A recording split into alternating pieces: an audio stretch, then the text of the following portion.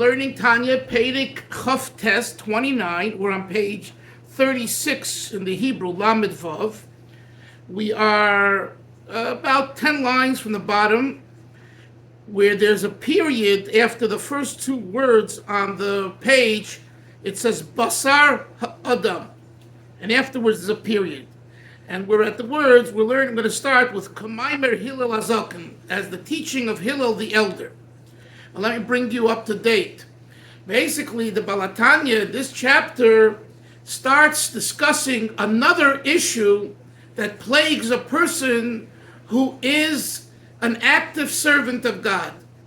You have to put that in the framework. We're talking here about Moshe, someone who is a potential Benoni or a Benoni. We're not talking about someone who is out in left field. There's a different discussion for him. Here we're talking about someone who's davening and learning and refining himself. And what happens, as we began in chapter 26, what happens is that there are outside interferences. Outside interferences, Menashe, seemingly have little to do with you, the individual. Why? Because you, the individual, is on the right path. You and the individual is trying your best. And all of a sudden, there's an issue with health, an issue with livelihood, an issue with children. And that was covered in chapter 26. Then there is sadness, where a person becomes sad and has melancholy. And again, I emphasize, we're not talking here about classical clinical depression.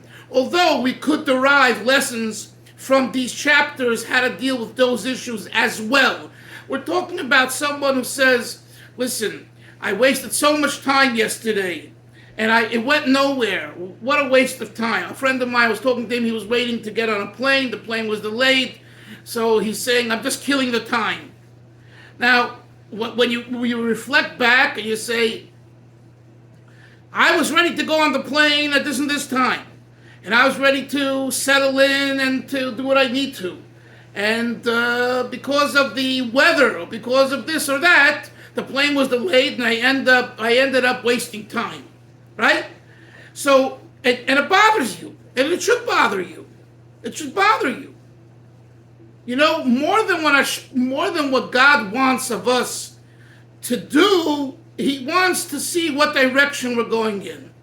The fact that something bothers us, Hashem loves that. The problem is when something doesn't bother us and we become lethargic. That's a real big no-no. That shows, excuse my expression, you don't give a damn. You know what I'm saying? It's like, who cares? Who cares? That's probably one of the worst forms of klipa, of negative energy, of bad energy, okay? What you would call bad energy. That's bad energy. Good energy is that it bothers you. So the Alter Rebbe, in chapters 27 and 28, deals with averting the bad energy of sadness, atzvus, we call it atzvus, and serving Hashem with joy. Without simcha, you can't. It's not service of God. Service of God equals simcha. It doesn't mean you have to jump and you have to clap, you have to make somersaults. There's time for that too. But simcha means an inner content where you love doing this. You love doing this. It makes you happy doing this. You know. So this was the discussion until now. Then in chapter 29. The Alter Rebbe addresses another very important stumbling block that blocks man, that challenges the servant of God, and that is what we call Timtum Halev. Timtum Halev means a jaded heart, a clogged heart, a stuffed heart, or in simple English, I don't feel it. I put on tefillin, and I go to shir, and I do give tzedakah, and I help my wife, and I do this and I do that. But at the end of the day, I don't have a feeling, right? And everyone knows where is the place and the time to develop real feelings for Hashem. It's during davening.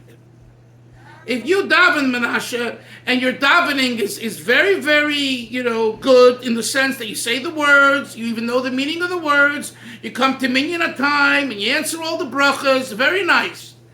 But you don't feel you really haven't davened. You have fulfilled your obligation, but davening is the lev. Ezeh avodah shebelev. The Chazal say this. It's not my novelty. What is considered, Avram, the service of the heart? Zu tefillah. That's prayer.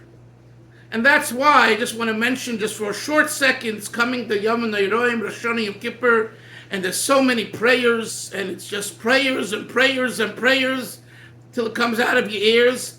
It's brought in halacha, in Kitzur Shulchan Aruch, I believe, as well.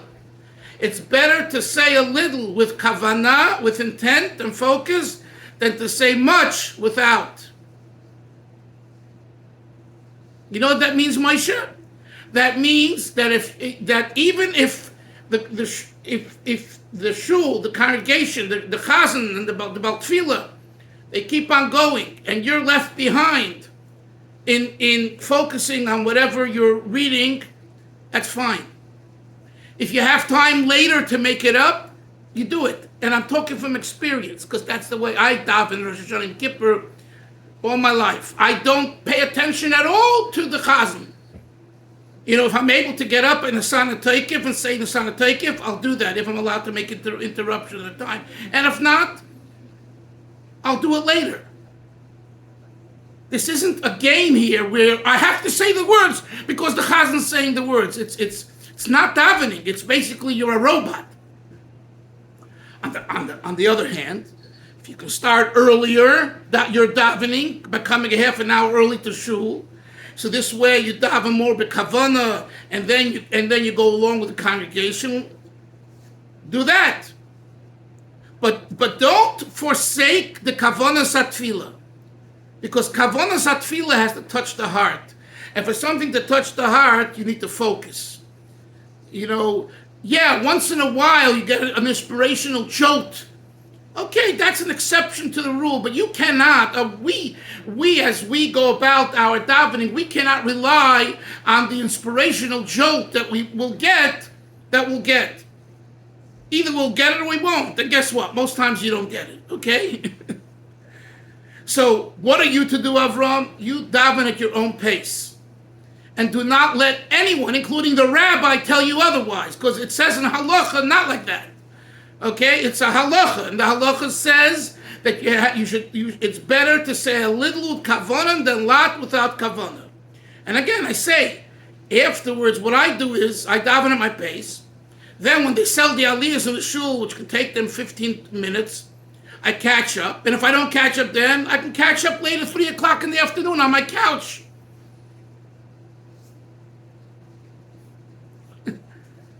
It doesn't say anywhere that you must say those prayers together with the congregation. It tells you that if you're with the congregation, with the Bal Tefillah, with the minyan, then there's the response of the leader, our response, chazan, kahol, chazan, that whole system. But what if you're not there? You daven at your pace.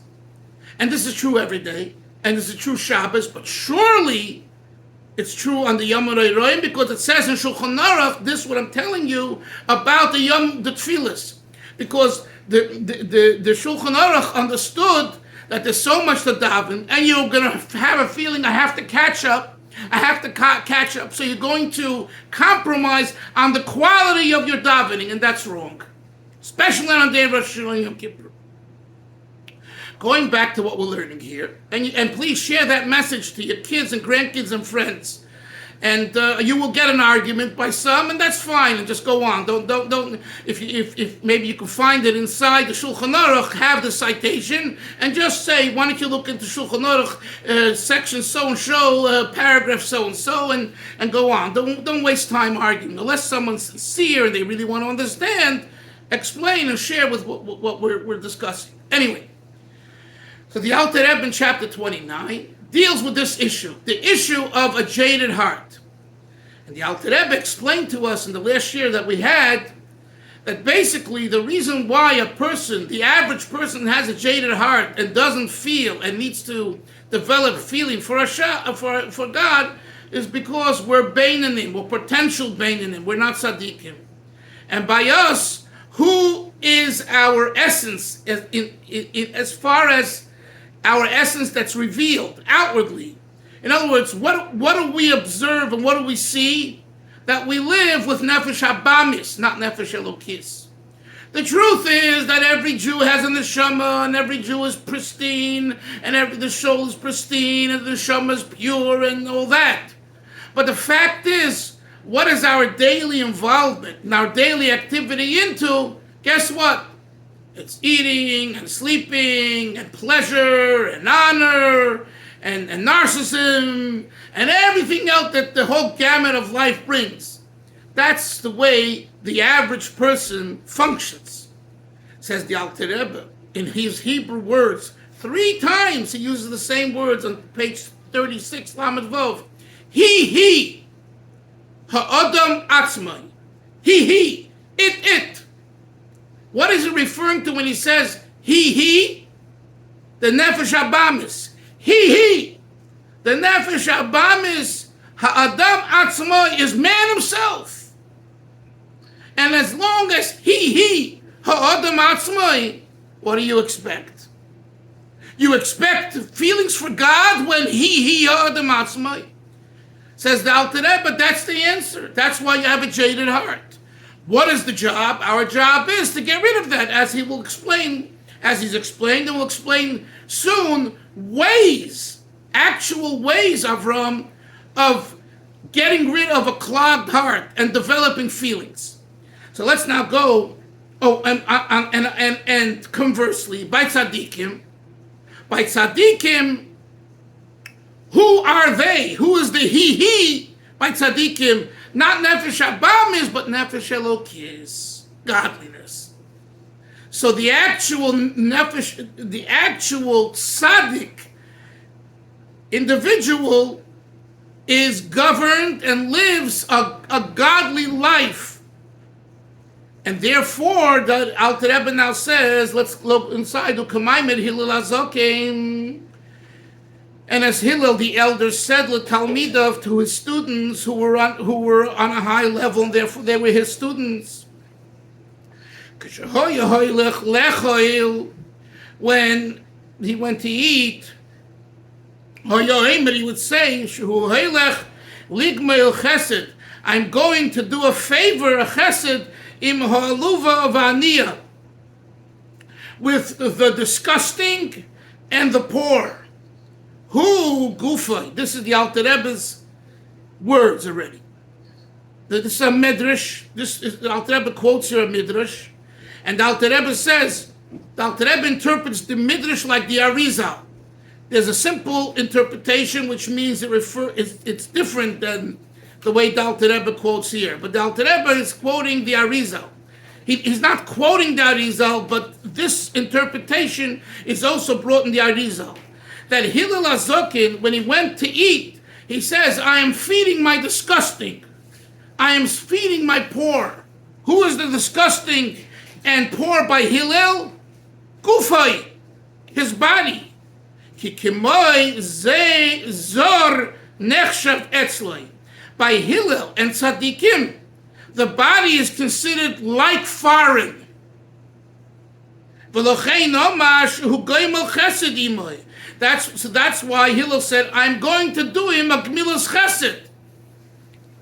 In other words, Hillel, and here we have our Hillel Hazokin wasn't going to eat because he received nourishment from learning Torah, from teaching his students. So when he went to eat, he addressed eating as disgusting, meaning my body, which is kind of disgusting, and I'm doing it a favor, I'm giving it some food. But I myself, who I am, don't need it. And that's a fascinating insight that the Alter Rebbe brings this explanation of the Arizal, telling us, Moshe, that when you look at a tzaddik, You're looking, someone who looks like us, has the same nose, the same eyes, the same face, blah, blah, blah. But he's altogether different.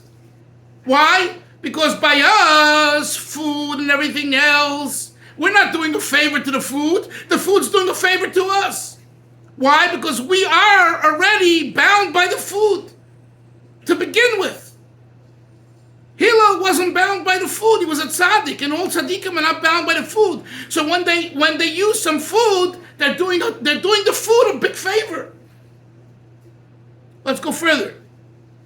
He's doing a chesed b'masher machiloi with the fact that he gives his body some foods.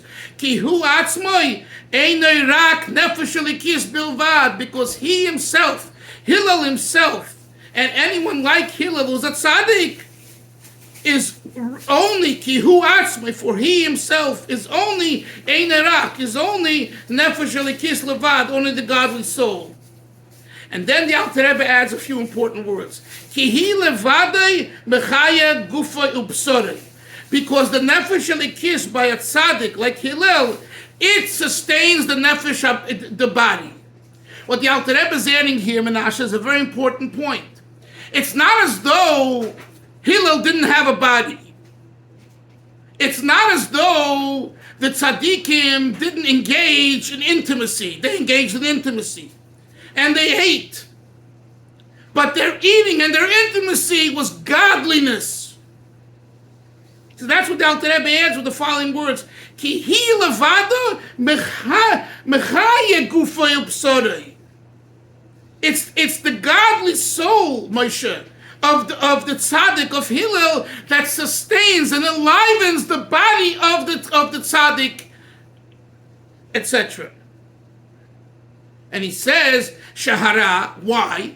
Because the hara, the bad, shahoyi ben nefesh achiyunis, that was habahamis, that was in the animalistic vivifying soul, bidome upsorei nishapech, was transformed l'toiv, to good, v'nichlal b'ktushas nefesh elikis, and it was absorbed completely in the holiness of the godly soul, mamish b'tzadikim. Look at the Alter Rebbe adds the word mamish. What does mamish mean, Moshe? Moshe, hello. What does mamish mean? In the actuality, the tangibility, in the physical flesh of the tzaddik, it was elikus. The famous story with the Apter Rebbe, the Holy Apter.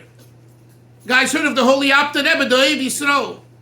So he once comes and he says to his son, tap me here. Tap is the Yiddish word to touch me.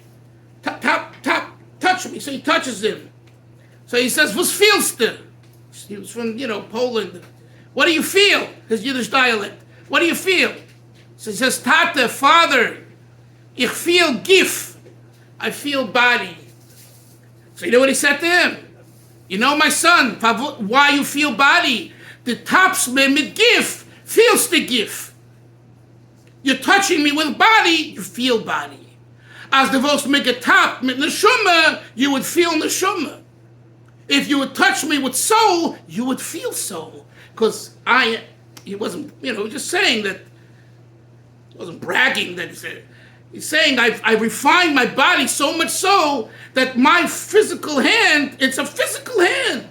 But its physicality is a display of spirituality, of godliness, of nefesh elikis. You touch with you feel body because you're a body. And the story is very, very important, Hillel, because when we go to a tzaddik, if we are coarse and we are unrefined, you're not going to see tzaddik. You'll see a nice man, you'll see people congregating around him, and there'll be all kinds of stuff. And guess what? And some people won't. And the answer is, yeah. If you yourself are unrefined, then it isn't necessarily that you're going to see refinement, because your glasses are very, very tinted with your own yesh, with your own nefesh habamis. So how do you expect to see nefesh elikis if you're living with nefesh habamis? So of course, that's the avodah. The avodah, when we go to a tzaddik, this is very important for everybody. When we go to a tzaddik, or we identify with a tzaddik, we have to put on tzaddik-like glasses. And that's what the Alter Rebbe is saying here. First, he has to let us know a very clear distinction between tzaddikim and beinanim. You have to know that off the bat. If you don't know that off the bat, then you can't go further. In other words, yes, tzaddikim look like us. Absolutely. Moshe Rabbeinu went to the bathroom. Right? People go to the bathroom. But the content of their, bathroom is a whole different content.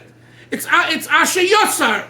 It's realization of God's creation and allowing, things that shouldn't be in the body to go out, etc., etc.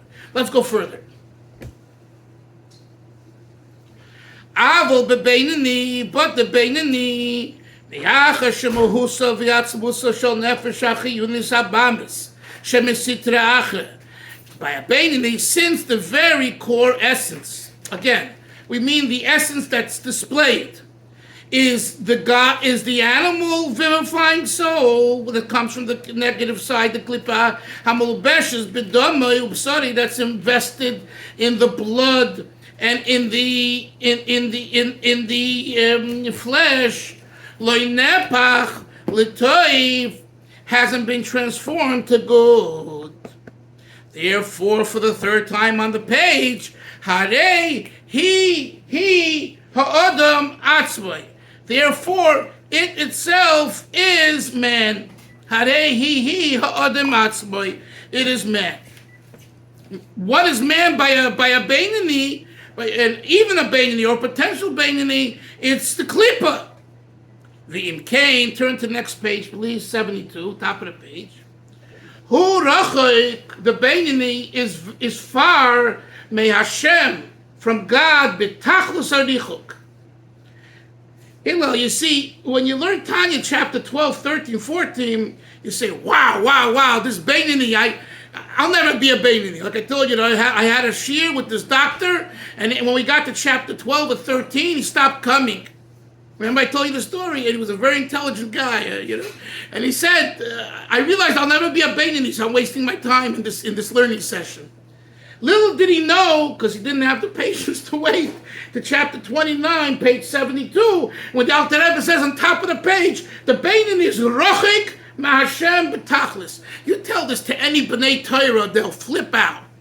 If they understand what a Benoni is, a goggle, a rebbe, rochik ma'Hashem b'tachlis? Completely distant from God? Why? Look what the Alter Rebbe says. Harichuk, betachos harichuk, with the ultimate distance, sharikoyach hamasava shebenafsh yabamis, yochel gamke l'savas l'dvorim asurim, because the power of desire within the animal drive can also, if prompted and pushed the right way and stimulated the right way, desire forbidden matter which are contrary to God. You can never trust the Benoni. You can trust a tzaddik. Why? A tzaddik has already worked out. He doesn't have a nefesh habamis. That's what the Tanya teaches. I'm not saying everyone agrees, but the Balatanya believes the difference is that this individual has already worked out his issue. He's not shayach for taiva. And we have a hard time understanding this because we're not tzaddik. That's the part. We're Rishayim with potential of Benoni and the most Beinonim. And the Alter Rebbe says here, and even a Benoni has to be on top of his game at all times, and one slip, he can desire taiva. And not just taiva of even eating a kosher chocolate ice cream. Taiva dvarim asurim. So Hillel, when you think about that, then you ask yourself, so who is the individual? The answer is a potential Baal Taiva. If it's a potential Baal Taiva, compared to a tzaddik, he's betachlis harichuk. There's the ultimate distance between the two. This individual is shayach to taiva, and this individual is not shayach to taiva. Now, go figure. Go figure it out. Go figure it out. Have you found a person like this? Do you understand? Before you find, I have or I haven't. Before you say I have or I haven't, you have to understand this issue so well. And then, from that perspective, you start identifying if it's relevant. The truth is, it's not relevant because it's a soul calling. One person gravitates to this tzaddik, another one to this tzaddik. But our belief, Yoini, is that the tzaddikim are individuals, according to the Balatanya, who have already refined their nefesh habamis, and they're not shaykh to taifa. And that's why this individual is shaykh to taifa. So what we have here, Yoini, is like this. That what the Alter Rebbe says in 12, 13, and 14 about a Benoni, and you say, wow, I'll never be a Benoni. Over here, the secret is out in chapter 29. And what's the secret? The Gavaldik Azach. The secret is that even a Benoni is shaykh to taiva. So what's the difference? And this is important. In other words, what's the difference between someone who learned all his years in yeshiva and someone who didn't and was in college with everything else that goes along with it? The answer is, did they do this or did they do that? Did they do this? But in essence, they're both bali taiva. Or you'll say, well, eating a cheeseburger is so much worse than having a taiva for a baseball game. Oh, really? It's the same taiva. Okay, this is forbidden, this is permissible. But if you want to look about the bittul Torah, you're supposed to learn every moment, and you go and waste time with sports, it's bittul Torah. It's a violation of a deraisa. No, but it doesn't. Cheeseburger, milk and meat, 5 sudim and 3 times the title is right? Those are. That's all the surroundings, the trappings, the icing on the cake. The cake itself is the breaking of a relationship between you and God, and that relationship is equal in wasting time with sports. So don't get alarmed and don't say, oh, I was so much worse. And according to what we're going to learn in the next chapter, the Alter Rebbe is going to take it even one step further and really turn the tables over on us, where he's going to say that the person who the frummi is worse than the Baal Tshuva. Without using those words, I'm paraphrasing. Because you know better and they didn't know better, and you still wasted your time. So who's worse? You or him? You yeshiva boy. Because you knew better. And nevertheless, you gave in to your taiva? Okay. He didn't know better. So what do you want? We're going to leave that for chapter 30. But here in chapter 29, these little 2 lines on top of these few lines here really gives us the answer to this congregant who left the shir. If you would have learned what it says here and thought about it, then it's shy. Then in other words, then if the average person has the potential, if the Benoni is just as distant from God as the Russia, and yet the vart is that each one can do tshuva, so therefore you can do tshuva too. And that's what we're learning in Tanya, how to do tshuva and how to improve ourselves and who we are. Let's continue. Before you continue, I want to ask a quick question. Maybe I might have read a few words ahead. The question may coming from that, but it seems like that we're saying is the difference between a Benoni and a tzaddik is the tzaddik has a certain repulsion to taiva and to aspects of the animal soul. So what I wanted to ask is that repulsion a function of the transformation of the nefesh bahamis into the nefesh elokos? Yes. That we were talking about earlier. Yes, but I don't know, Hillel. What do you mean when you just said the transformation of Shabbat. What do you mean by that? Then I'll be able to answer your question whether you're right or wrong. Between a Benoni and a Tzaddik, yeah, is that a Tzaddik has transformed we said earlier, from the left side of the heart and transformed it into like the right side of the heart, the nefesh elokut. Is the messages or the thoughts or the impulses that come from the left side. He's transformed so that it's like his heart is all right-sided. So why is there repulsion? Say it again? You use the word he's repulsed. Why? Well, why is there repulsion? Why is the tzaddik repulsed? Yes. I guess because it's foreign to him. It's like... No, you missed one point. Okay. What you were saying, you were on the right trajectory, but this is important. The reason there's repulsion is because he transformed the passion that he had for taiva for God. So in other words, he keeps his passion, but it's directed in the right way. So before he had passion, you understand? That's why repulsion comes only from that you're so in love with God and you hate so much. We learned this early in chapter 10 when he talks about a tzaddik. We'll go back and when you have a chance to look at it over there, you'll see he uses two things. He says, Ava betachlis, he has complete love for God, and a sin of betachlis, and complete hatred, complete repulsion. In other words, because he has this very strong taiva for God, therefore anything that's not God he hates.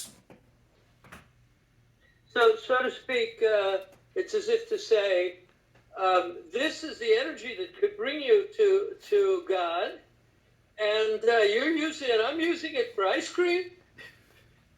You're using it for. And that's the level that the tzaddik reaches. So once he reaches that, then he doesn't any longer have the taiva for the ice cream, whereas the Benoni always has the taiva for the ice cream. There's not one day in a Benoni's life, we're going to see soon in the bracket, even when he davens and when he has that inspiration, and he's doing what the Yaini and his friends were doing. I love that video from Slichas, flying high, and he grabs the rabbi by the shoulders, and he says, you start dancing. He doesn't say that, but, that's great. But doesn't yet mean you're a tzaddik. It means right now you're moving the energy of whatever you're into a holy thing, which is great. But then you revert back to who you are. The tzaddik doesn't revert back. There's nothing to revert back to. That's the point. He has transformed it. It's no longer Bahamis. And because he's done that, therefore he has that repulsion. I just want to make that clear because you brought up a good point. Let's continue. And he says, although the Benoni has potential, a desire to clip. Yes, Moshe, I'm sorry. I just have to sign off. I'm sorry. Okay. What time is it? No, it's like 3:19. Oh, I didn't know. Okay, good. We're all signing off. We'll continue tomorrow. Sei gesund. Everyone, take care. Bye-bye.